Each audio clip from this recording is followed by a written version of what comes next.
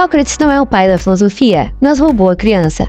Se é comum considerarmos Tales de Mileto o primeiro filósofo, Sócrates pode facilmente ser considerado o mais célebre filósofo. É comum que seja em Sócrates que pensemos quando falamos a palavra filosofia. E não é à toa. Dividimos a filosofia entre os pré-socráticos, os socráticos e os pós-socráticos. Ainda que não seja uma divisão altamente precisa, é suficiente para mostrar a marca que Sócrates deixou no pensamento ocidental. Se antes os filósofos estavam preocupados com as origens do universo e com uma explicação não mítica para os fenômenos da natureza, Sócrates mudou totalmente o rumo da conversa. Como diz o filósofo romano Cícero, Sócrates fez com que a filosofia descesse do céu e estabeleceu nas cidades, introduziu-a nas casas e fez com que ela investigasse a vida, a ética, o que é bom e o que é ruim. Ele tirou o foco do cosmos, dos grandes mistérios externos ao homem e pisou no chão, olhou para dentro de si e buscou as respostas. Sócrates é considerado por muitos o primeiro humanista da história. Questões acerca do ser humano são primordiais na sua obra. Obra essa que, aliás, meio que não existe. Sócrates nunca escreveu uma palavra sequer, pelo menos não para deixar de herança à posteridade. Tudo que sabemos sobre a sua vida e o seu pensamento vem em grande parte das obras dos seus discípulos e em pequena parte dos seus rivais. Em especial, 2 discípulos se destacam, Xenofonte e Platão, sendo o segundo bem mais conhecido. Até mesmo entre os 2 discípulos as informações sobre Sócrates são bastante conflitantes. Enquanto Xenofonte provavelmente parece não entender com profundidade o pensamento filosófico do mestre, Platão provavelmente foi além da mera documentação. É difícil saber o quanto dos diálogos escritos por Platão narram Sócrates fielmente e o quanto fazem de Sócrates apenas um personagem para as ideias do próprio Platão. O fato de não ter deixado nada escrito e as informações contraditórias sobre Sócrates já fizeram até com que teses fossem levantadas de que ele foi somente um personagem e não uma pessoa real. Mas são muitas as evidências documentais, não só dos seus alunos, como de vários grandes nomes contemporâneos a ele. Ou acreditamos que Sócrates foi um delírio coletivo, ou acreditamos no que é bem mais provável: ele realmente existiu. Apesar de não ter escrito nada, são muitas as frases atribuídas a Sócrates por meio de terceiros. Curiosamente, 2 das frases mais famosas do filósofo, "Conhece-te a ti mesmo" e "Só sei que nada sei", não foram exatamente ditas por ele. A primeira ficaria melhor sem a redundância normalmente usada. "Conhece a ti mesmo" já seria suficiente. Essa frase orientou Sócrates a buscar as respostas dentro de si, e não na vastidão do universo como os pré-socráticos faziam. Ele entendeu que para ter conhecimento acerca do externo, era necessário saber os limites internos, os limites da própria ignorância, remover as ideias pré-concebidas. Só assim alcançaria a verdade. Mas "conhece a ti mesmo" não é de Sócrates. Essa máxima ficava na entrada do templo de Delfos, o que nos leva à origem da segunda frase, "Só sei que nada sei", que é uma das mais conhecidas frases da história da filosofia. Sócrates nunca disse exatamente isso. O que acontece é o seguinte: Sócrates conta que um de seus amigos perguntou ao oráculo de Delfos quem era a pessoa mais sábia de Atenas. A resposta foi direta: ninguém é mais sábio do que Sócrates, o que o filósofo a princípio negou. Ele não se considerava o mais sábio da cidade e acreditava que existiam diversas personalidades muito mais sábias, como juízes, médicos, poetas, etc. Mesmo assim, palavras proferidas por um oráculo eram levadas a ferro e fogo.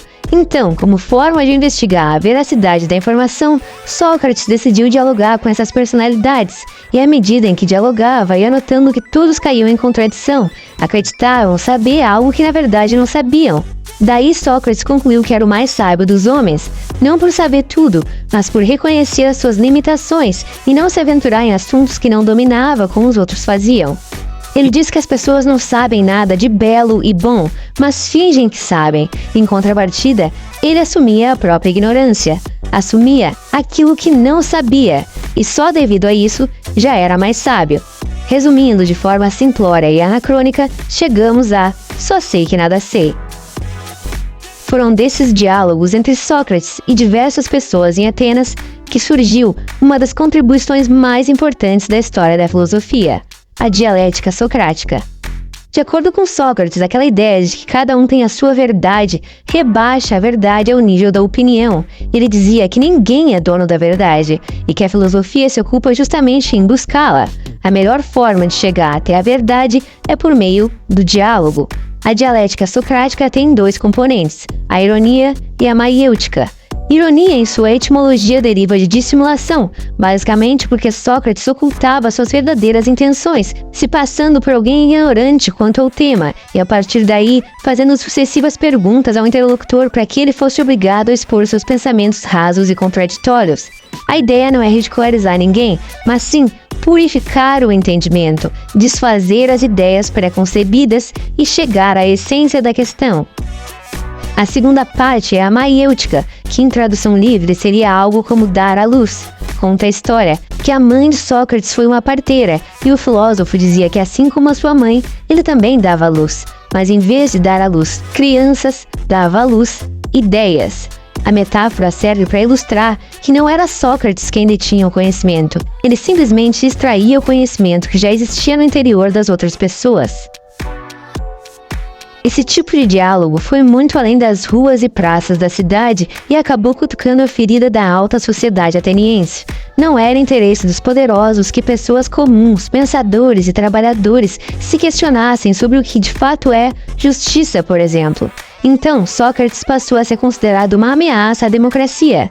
Democracia que, aliás, Sócrates não via com bons olhos. No livro 6 da República de Platão, em um diálogo com Adimanto, Sócrates compara a sociedade a um navio, o que ficou famoso como a alegoria do navio ou navio do Estado.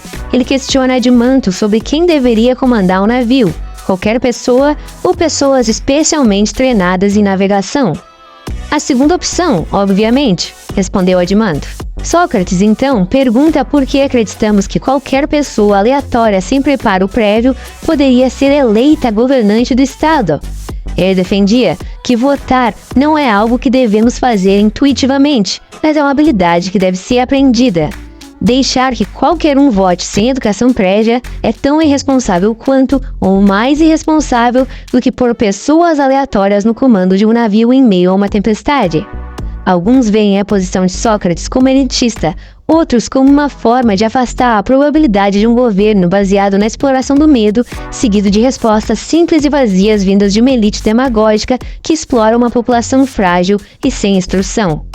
Hoje nós vemos as pessoas defendendo a democracia, que aliás nasceu em Atenas, com unhas e dentes, sem nunca se questionarem sobre as possíveis falhas desse tipo de sistema político. Por essas e várias outras provocações, Sócrates foi acusado de introduzir falsos deuses e de corromper a juventude, sendo finalmente condenado ao suicídio por ingestão de cicuta quando tinha cerca de 70 anos.